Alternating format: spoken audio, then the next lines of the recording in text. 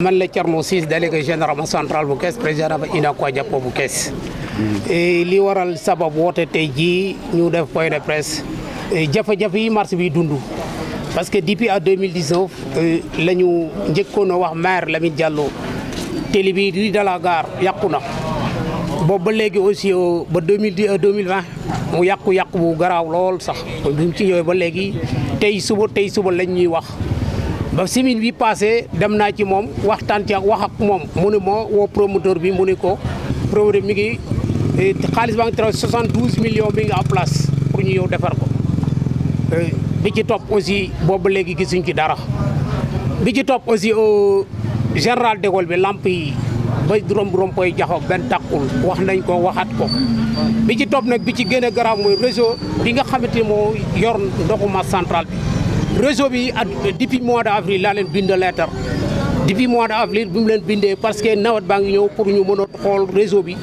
nan lañ koy doxalee ba mu dox normal bu tawee kenn du am problème boobu ba léegi ñu ngi ciy wax di ci wax ba mois de juin xaw ma la 10 juin xaw ma la weer yooyu daal ñu ñëw fii defar bi baaxul ma delluwaat ci ñoom wax ak ñoom bi ma tawee première taw ndox mi demul ma dem ci ñoom wax ak ñoom man leen ndox mi demul ñu ni ma daañ ñëw xool ko boobu ba léegi tey suba ginnaaw suba gisuñu kenn ba taw deuxième taw bi mu fi ñëwee biig tey ji suba dama xëyoon dëj boobu ba léegi maa ngi woon dëj yàlla dogal aussi ñu woo ma ni marché bi fees na aussi nu woo ma ne ko léegi li ciy pexe lenn rek la parce que kem que nit ki aussi wax nañu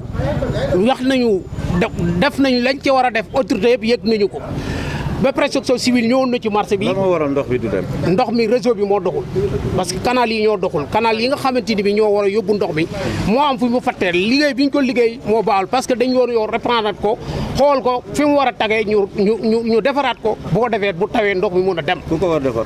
monsieur le maire Lamine Diallo. mairie nord parce que ñooy ñor commune marché bi parce que marché bi mënuñu nekk ci marché bi aussi tous les mois tous les jours ñuy fay journalier ñuy weer bi dee bu ne ñuy fay droit de commune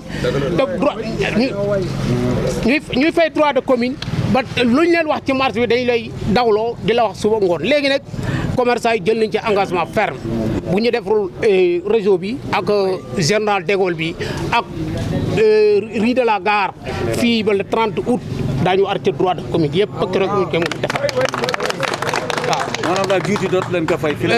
buñ ko defarul fii ba le 30 août mooy dernier délai parce que bindoon naa ko préfet bi astafurlah bindoon naa ko préception lu numéro 2 mois ci ginnaaw ak maire Lamine Diallo léegi booba aussi wax nañ ci dox nañ ci booba léegi aussi dara saafaru ci marché bi yëpp fi ñu toll boo ci duggee kenn dox fii ba marché lujum boo demee mbalit maa nga fa ci biir jaxasoo ndox mi kenn amul te bu ñu xëyee ñëw dagg seen droit de commune dem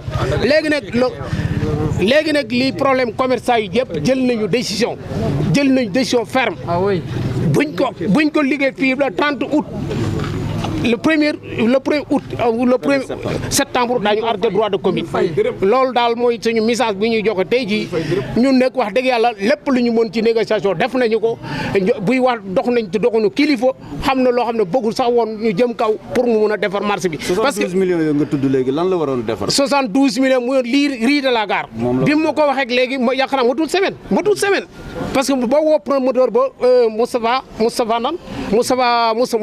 Moustapha woo ko mun ko lu arrêté liggéey boobu munu parce que Moustapha Ndiaye mu woo ko téléphone bi mu ko woowee aussi mënul liggéey bi laa bëgg mu démarrer mooy rue de la gare parce que mu ne 72 millions yi mi ngi à trésor mi ngi à place loolu la mu wax mu tugul semaine léegi nag moom li ñu jël décision parce que wax ji vraiment li ñu mënoon yëpp def nañ ko bu dee wàllu papier dindi nañ ko bu dee wàllu fu ñu war a jaar ci autorité yi def nañ ko te mënuñ ci am benn saafara même préfet sous préfet woo naa ko xamal ko wax naa ko ndox mi nekk marché central woon moo dina woo maire wax ak moom mais loolu foofu daal moo tax ñu woote point de presse tey li guddoo gàtt daal li nekk ci marché bi buñ ko saafara bu la 30 daañu dem arrêté droit de commune ba keroog ñu koy defar wasalaamaaleykum wa rahmatullah. waaw.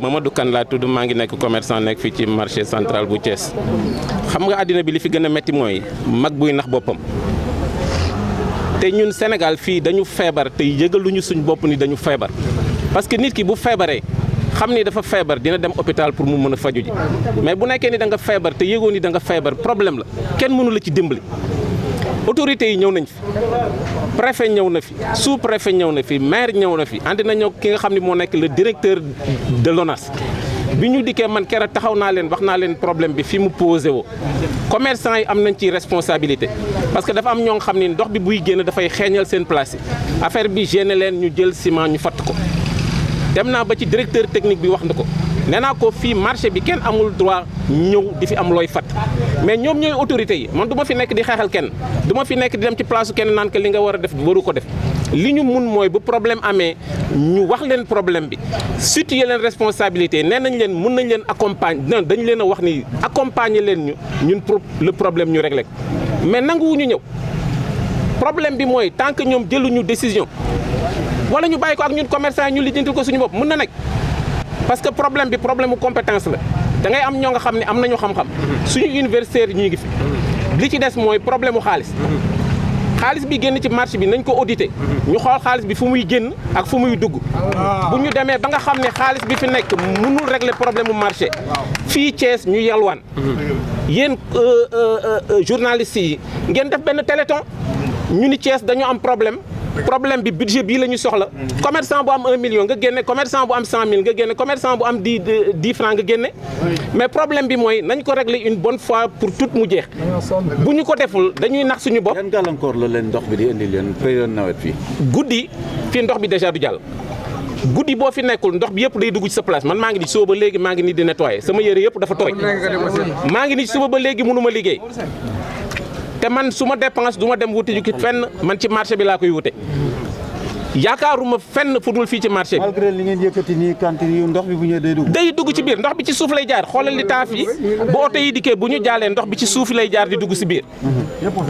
te li ma la wax rek ñun duñu xëy di ñaani dépense kenn te fii clients yi am na ñoo xam ne bu melee nii duñu dugg si te man bu ma fi toogee fi toute la journée jaayu ma damay dem ñibbi loolu mooy suñu problème. autorités yi xam nañ ko nañu jël seeni responsabilité bu ñu demee ba xam ni mënuñu régler le problème bi ñu ñëw approché commerçant yi di leen jéem nañu fii la problème bi nekk ak ñoom ñu jéem a trouver solution boobu xalaat lañ ci am mën ngeen baal ñu nag. Présentation et puis dites-nous qu'est-ce qui explique ce point de presse. Ouais, je m'appelle Mamoudou Seck, secrétaire général du marché central de Thiès. Donc les raisons de notre point de presse, ça c'est trois aspects. L'aspect numéro 1, c'est le rue de la gare. Le rue de la gare, ça fait des semaines ou des mois, le délégué du marché a saisi le maire pour qu'il refaire cette rue. Mais depuis lors, il fait des promesses de va-et-vient. Donc pour cela, c'est l'aspect numéro 1. L'aspect numéro 2, c'est l'insécurité, l'éclairage public dans le marché, surtout le général de Gaulle. Depuis des mois, aucune lampe du général de Gaulle n'allume. Donc ça, c'est un pire problème au sein au cœur du marché central. Donc le dernier aspect, c'est le rue du général de Gaulle. C'est le cœur du marché. C'est le cœur du marché. Vous voyez, le rue général de Gaulle est inondé totalement. Depuis des semaines, l'eau s'est introduite dans les cantines. Aucun commerçant ne peut accéder à leur place. Où est le réseau de canalisation? Donc aucun réseau ne fonctionne depuis des années. Donc c'est pas une problème, comment dire, c'est un problème qui n'est pas un problème de cette année. C'est un problème de longue date. Voilà. Chaque année, nous rencontrons des difficultés à cause de cette caniveau-là. Aucune caniveau du marché central ne fonctionne pas. C'est à cause de la commune du maire Thiès Nord, M. Lamine Diallo. Il devait faire le curage avant l'hivernage. Donc ça n'a pas été fait. Quelques caniveaux ont été curés seulement. Donc vous voyez le général de Gaulle est totalement inondé. Depuis ce matin, l'eau est là, il ne bouge pas. Donc c'est un réel problème. Donc nous lançons un appel au maire Lamine Diallo que le délégué a dit. Nous donnons un ultimatum d'ici le 30, Inch'Allah, le 30 août. S'il ne fait pas déboucher les caniveaux et faire l'éclairage public, donc les droits de commune seront arrêtés totalement au marché central de Thiès. Donc c'est un mot d'ordre. C'est un mot d'ordre. C'est un mot d'ordre. C'est un mot d'ordre à lancer à la mairie de la commune Thiès Nord, en l'occurrence M. Lamine Diallo. Ce n'est pas une menace, mais c'est un défi. C'est un défi. Nous avons payé tous nos droits de commune, que ce soit le taxi municipal, que ce soit les patentes et autres. Donc nous avons payé tous nos droits. Donc il est normal qu'il fasse son boulot, c'est de faire curer les caniveaux pour que l'eau puisse regarder leur Quels sont les désagréments causés par les pluies, s'il pleut? Non, s'il pleut, une cantine du marché central où le général de Gaulle ne pourra pas travailler. Donc ça, c'est une cause réelle. L'eau entre dans les cantines? Dans les cantines, tous les bagages sont mouillés. Donc ça, c'est un problème majeur que nous rencontrons. Donc c'est difficile aussi, parce que le marché, c'est notre gagne-pain. On gagne nos vies dignement ici. Donc si nous ne pourrons pas travailler, donc ça nous permet aussi de perdre beaucoup de choses. C'est ça. Mais au-delà du problème d'évacuation des eaux, est-ce que Thiès ne mériterait pas aujourd'hui un marché digne de ce nom? Nous avons toujours demandé aux autorités étatiques, aux autorités locales, hein, de chercher un endroit digne de ce nom, un marché modèle, hein, pour la ville de Thiès.